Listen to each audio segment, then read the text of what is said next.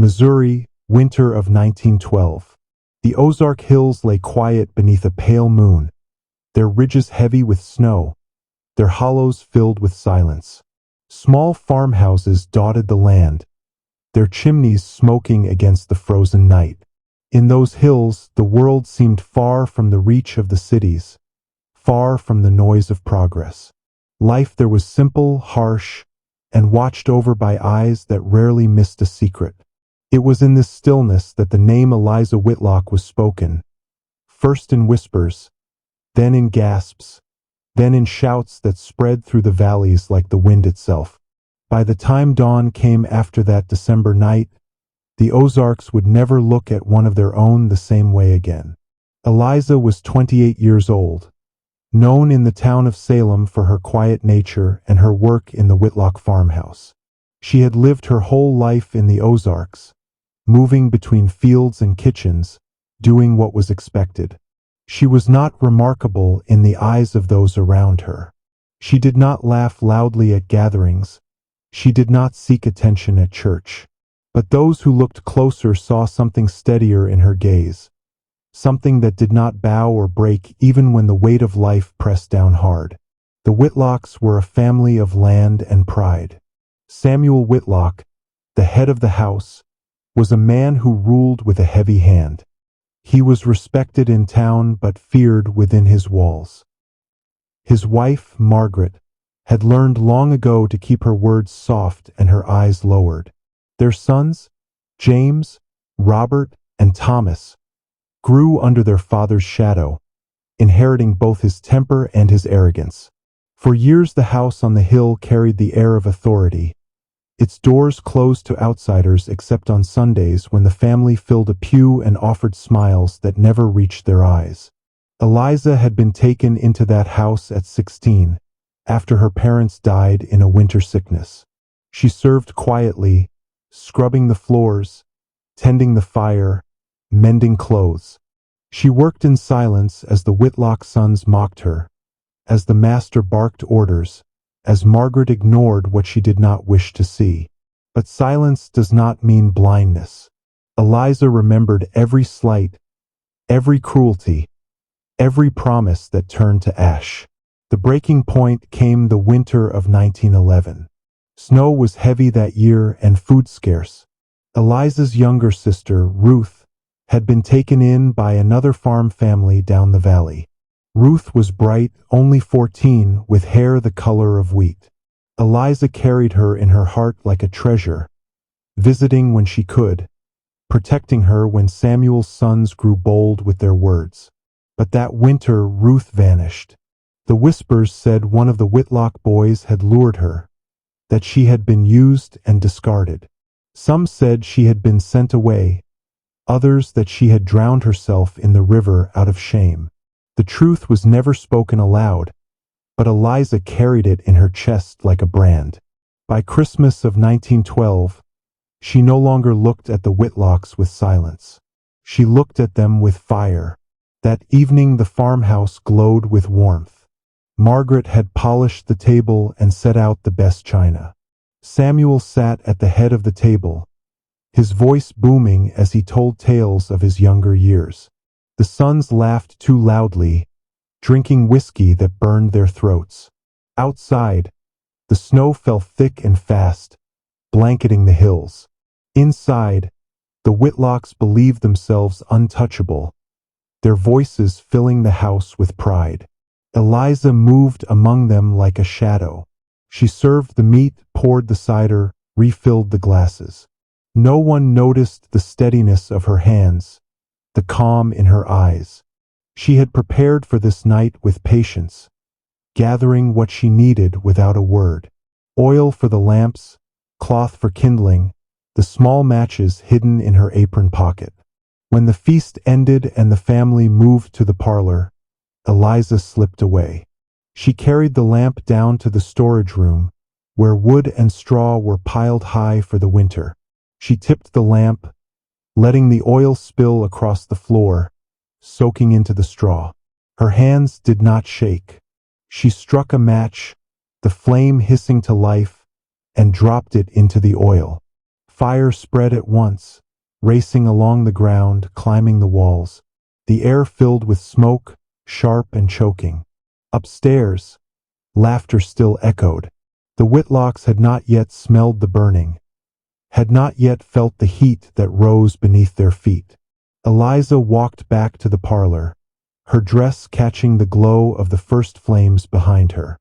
She stood in the doorway as the smoke began to seep, as the youngest son looked up with confusion. By the time Samuel shouted, it was too late. The fire roared through the farmhouse with a hunger that matched the rage in Eliza's heart. Curtains curled in flame, beams cracked, glass shattered. The family screamed, stumbling over one another in panic. Samuel tried to reach the door, but the smoke blinded him. Margaret cried out for her sons, her voice breaking as the ceiling groaned above them.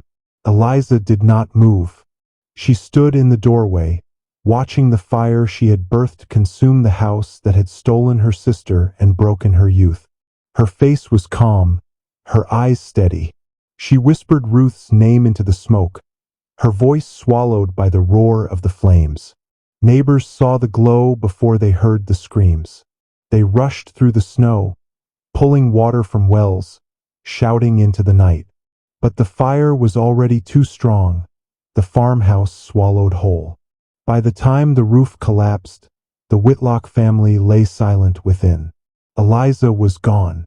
No one saw her slip into the woods. No one heard her footsteps in the snow.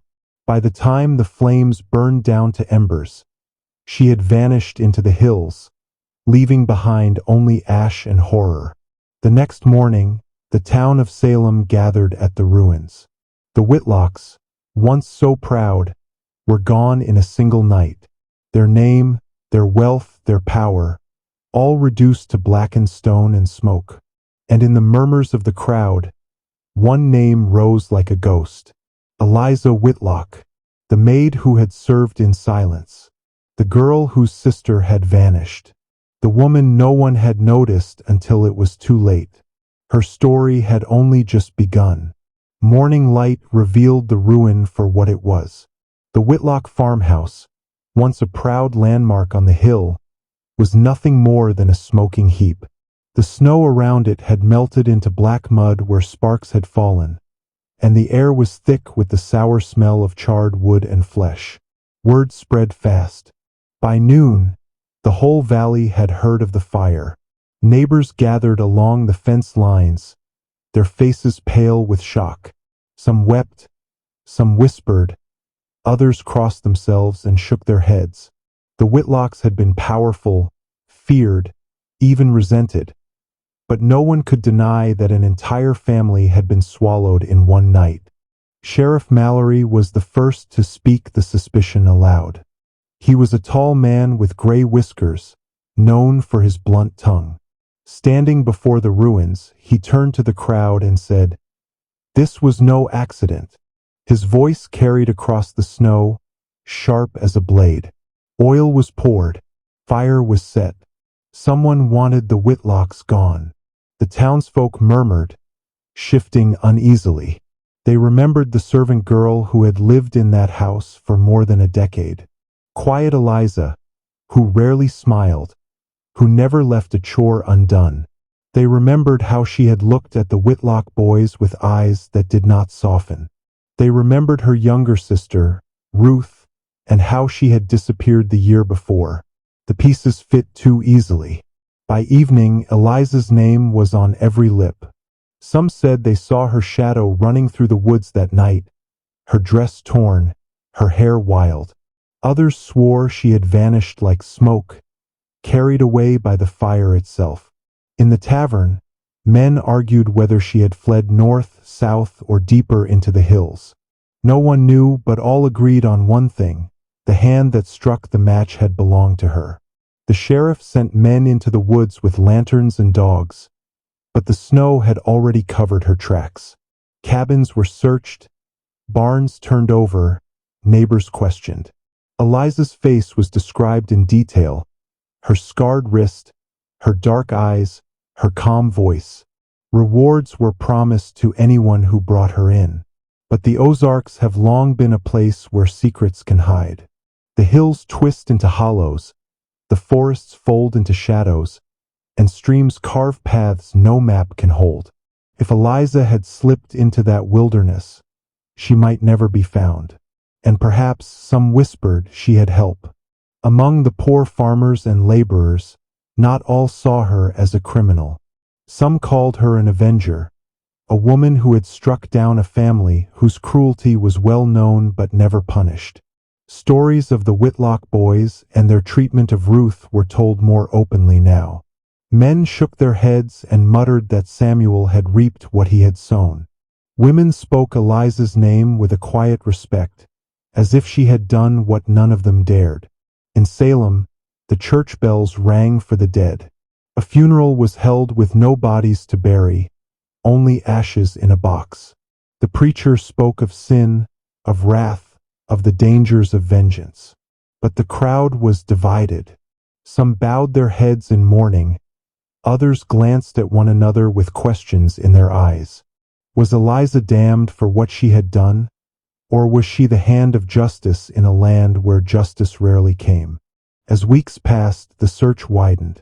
Pinkerton men were hired, strangers in black coats who walked the valley asking questions no one wished to answer. They pressed the farmers, searched the cabins, even rode out to distant homesteads. But still, Eliza was nowhere. She had become a ghost in the hills, a name without a face. And yet, her presence lingered. Children dared each other to whisper her name at night, saying if you spoke it 3 times in the dark, you would hear the crackle of fire. Women hung scraps of red cloth in their kitchens, saying it would keep their daughters safe, the way Eliza had tried to protect Ruth. Men told stories around firesides of a figure in white walking the ridges, her eyes burning like coals. For the sheriff, the case grew heavier with each passing day. He could not bring peace to the town without her capture. He could not ease the governor's fury in Jefferson City, where word of the massacre had traveled quickly. Newspapers carried the story, "Farm family burned in Ozarks tragedy." Some wrote of Eliza as a fiend, a witch with fire in her veins. Others hinted at darker truths, suggesting that her act had roots in betrayal and abuse. Each paper carried a different version, and with each telling, her legend grew. Months slipped into spring, and still she was not found. Some said she had crossed into Arkansas, others that she lived in caves along the Current River. A farmer swore he saw her once, walking at dusk with a bundle under her arm, her head held high. A trapper claimed he shared a fire with her, that she spoke no words but sang softly into the night before vanishing at dawn. Whether truth or rumor, no one could say. But the Ozarks remembered. Each Christmas, when snow fell thick and fires were lit in every hearth, the story of Eliza Whitlock returned. Parents told their children of the girl who burned the house of her masters. Some told it as a warning that vengeance brings only death. Others told it as a tale of courage, that silence can end in fire. By the end of 1912, Eliza had become more than a fugitive. She had become a scar carved into the hills themselves, a reminder that beneath every quiet face, beneath every bowed head, there might be a fire waiting to rise.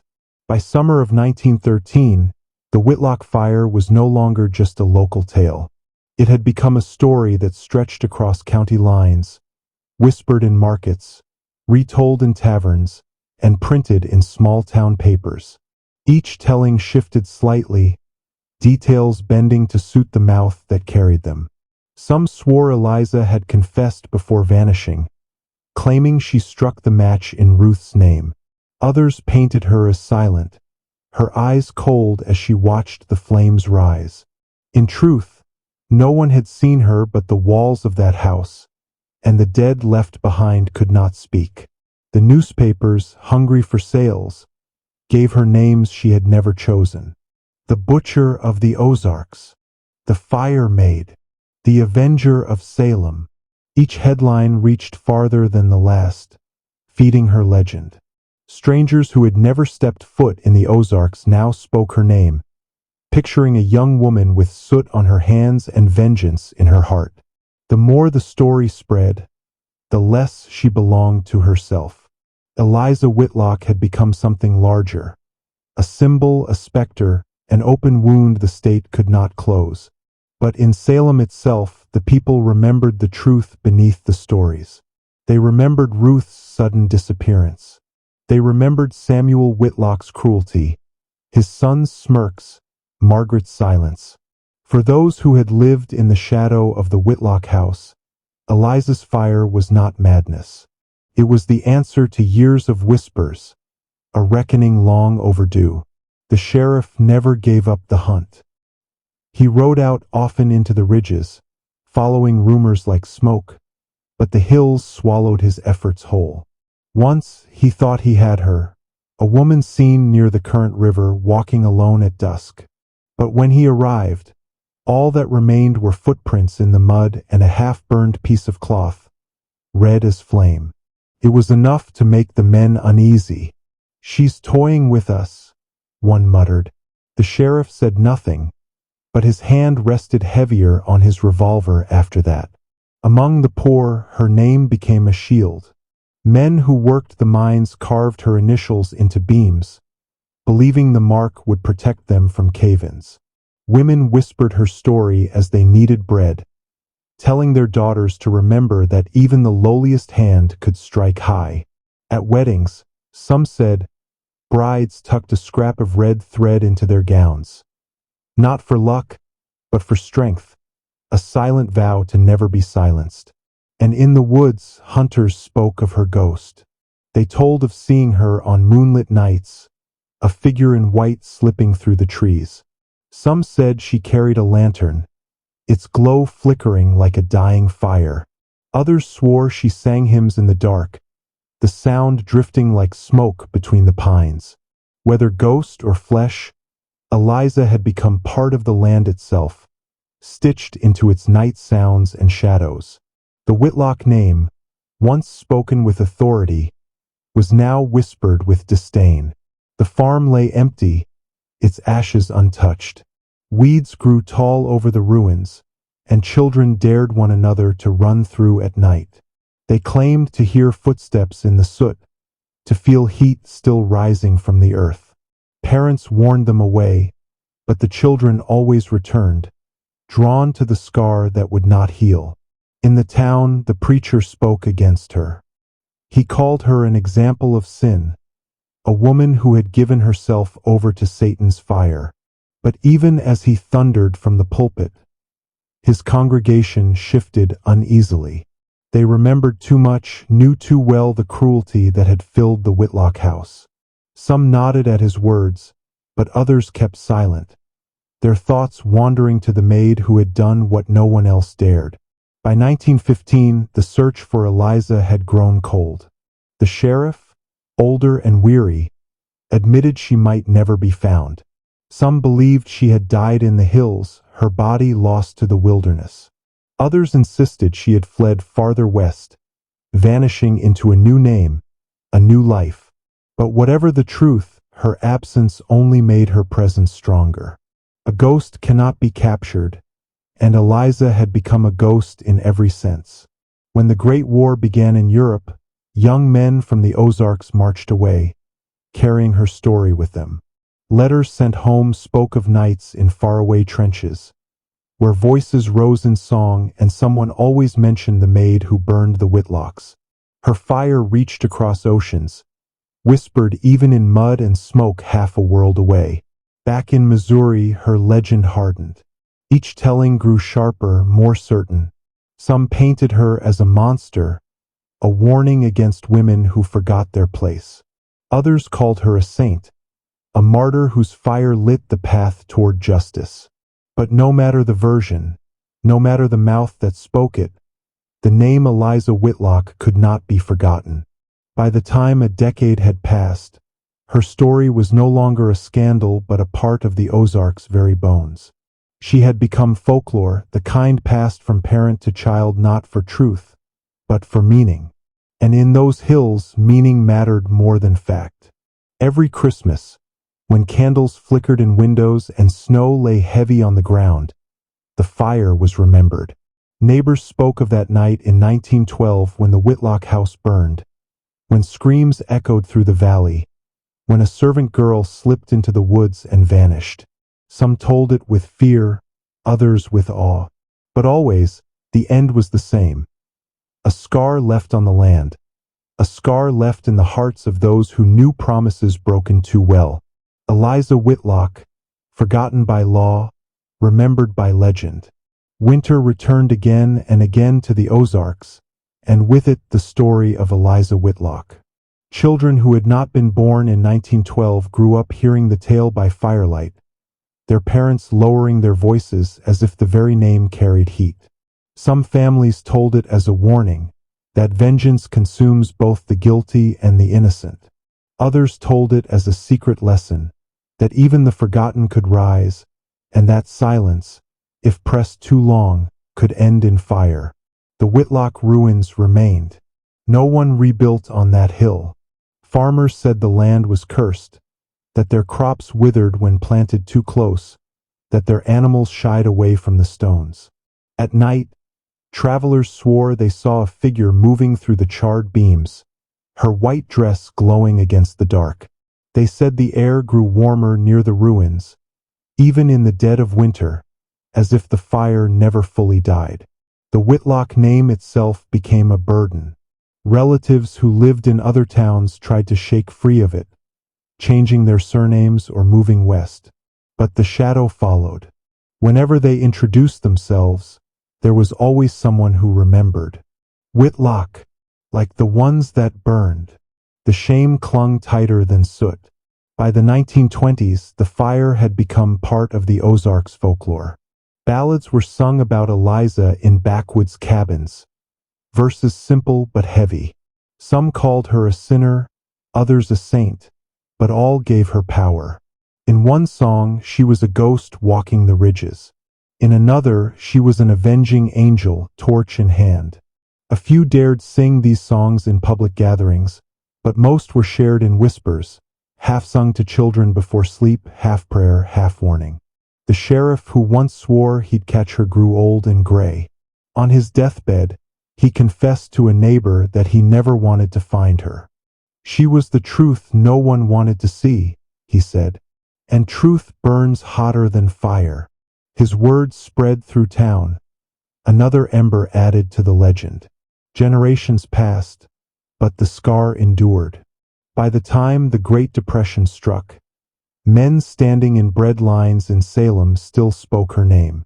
When World War II carried Ozark boys across the sea, they told her story in the barracks, adding new flourishes, new endings.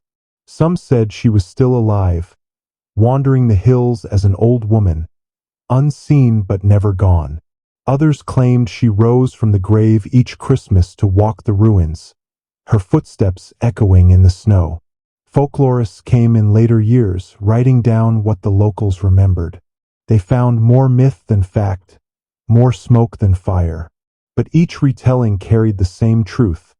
A woman wronged, a house consumed, a name that would not fade. Some records claimed she had been caught and hanged, though no grave could be found. Others swore she had escaped and lived under another name. The historians tried to untangle it, but in the Ozarks, Eliza was not history. She was memory, alive and burning. The ruins still stand, though little remains but stone and shadow. On quiet nights, when snow drifts across the hills, the place is silent but not empty. Travelers say they feel watched there, as if the ground itself remembers. Some leave flowers, others scraps of red cloth, offerings to the woman whose fire scarred the land. Few linger long after dark. Today, her story is nearly forgotten outside those hills. The world has turned to other names, other tragedies, other scars. But in the Ozarks, when December comes and the wind howls across the valleys, Eliza Whitlock's name still stirs. It stirs in kitchens where mothers knead bread and whisper warnings. It stirs in fields where men sing old songs to keep rhythm in their work. It stirs in the ruins of a farmhouse that never rebuilt, where the snow falls quietly on stone and ash. Eliza Whitlock was no hero in the eyes of the law. She was no saint in the words of the church. But she was a scar the Ozarks could not forget. Her fire lived on in memory, carried from lip to lip, generation to generation. Proof that silence does not last forever, that even the smallest spark can consume a house of pride. Every promise broken leaves a scar. And in the winter of 1912, Eliza Whitlock carved hers into the very heart of the Ozarks.